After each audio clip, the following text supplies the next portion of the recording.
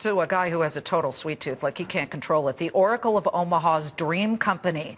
He purchased See's Candies, a California cult company, 40 years ago for $25 million and has since generated more than $1.6 billion in profits for Warren Buffett.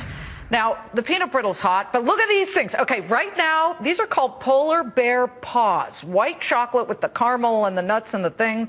Those are flying off the shelves. See's experiencing another huge holiday retail season. This is a cash machine enabling Warren Buffett to buy other companies. Is See's expectations being met, and how will See's finally open permanent stores on the East Coast? Because there's nothing east of Chicago. Joining us now in a Fox Business exclusive from San Francisco, Brad Kinstler. He's See's Candies CEO and president. You know, you're the man of the holiday season, definitely, Brad. Good to see you.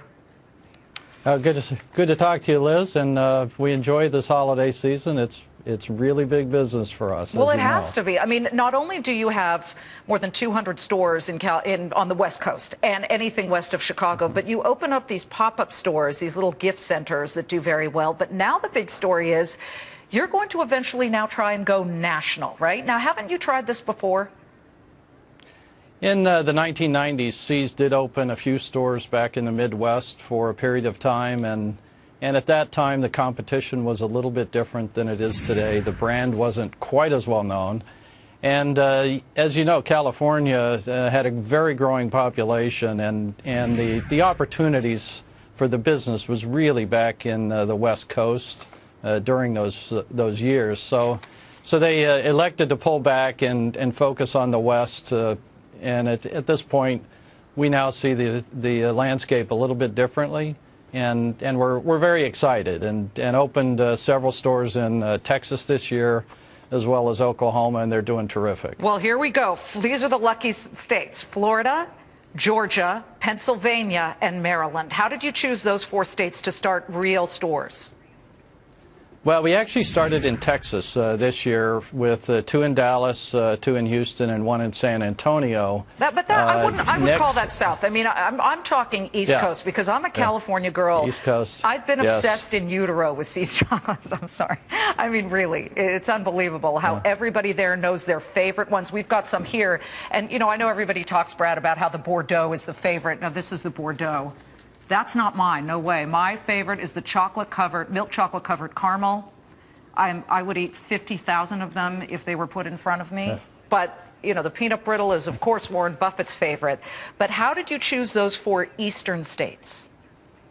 Well, those 4 states, we open holiday gift centers in every year, have done so for over a decade, and the product just sells like hotcakes in those locations.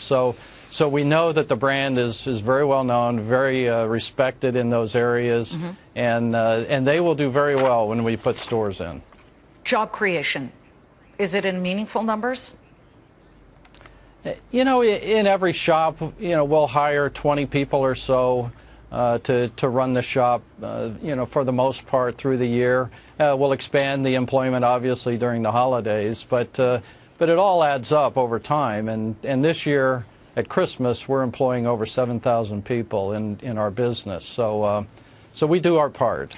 You do your part. I mean, a $25 million investment in 1972 for the big man, Warren Buffett, your boss, turns into more than $1.6 billion in profits. And I know every time I'm there for the annual shareholder meeting, he and Charlie Munger, yeah, they charge the floor, yeah, they have their dilly bars, but they sit there for 4 hours snapping off pieces of peanut brittle and shoving them in their mouths. It's unbelievable. And he's actually said, while you guys were a smaller business, he credits you for becoming the cash machine that enabled him to buy bigger companies. Is that pressure on you in any way, shape, or form? No, I wouldn't say so. It's our job just to run the business the way that we can get the most out of it and continue to service the customers with this great candy. The pressure, it might come from the boss eats a fair amount of the candy, so it keeps us on our toes. Sounds like it. And cocoa, let me just quickly ask you, because cocoa and sugar looking pretty affordable right now on the commodity scape. Can you hedge? Can you buy? It seems like it's got a shelf life, certainly. How tough does that make your business if these prices skyrocket? Well, Liz, over the last 5 years, you have seen the cocoa market as low as $1,500 a metric ton and as high as $3,700 a metric ton. And currently, we're at about $2,500. So we ride this roller coaster. We buy ahead when the prices are right. And generally just work our way through what we know will be a commodity that sees significant jumps as well as some dips from time to time. Brad, good luck with the holiday season.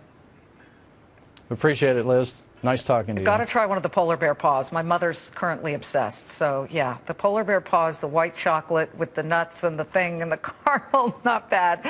Brad Kintzler, See's Candies CEO and president, live from San Francisco. One of the hottest gifts, certainly west of Chicago.